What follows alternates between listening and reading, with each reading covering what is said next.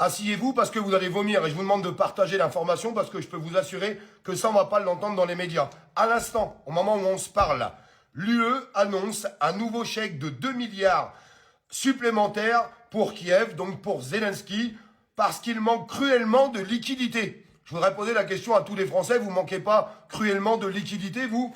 Alors, 2 milliards pour Kiev, 2 milliards pour Zelensky, ça fait 400 millions de contributions pour la France, parce qu'on contribue à hauteur de 20%. 400 millions.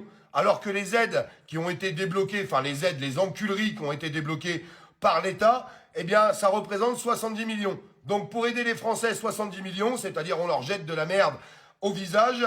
Par contre, pour Zelensky, encore 400 millions aujourd'hui. Et on continue de se taire, de la fermer. Ça serait bien que ça s'arrête. Un petit like, un petit partage pour que ça puisse circuler. Et je vous laisse avec ces vidéos. Écoutez ça.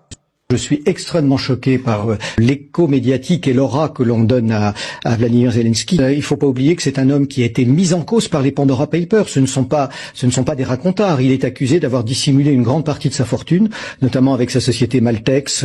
Dès qu'il a été élu, il a nommé Sergei Shefir, qui était son producteur, comme principal conseiller. On sait aussi qu'il est accusé d'avoir blanchi près de 40 millions de dollars de l'oligarque Kolomoïski. Donc on a là quelqu'un qui est une forme de satire. Je crois qu'il faut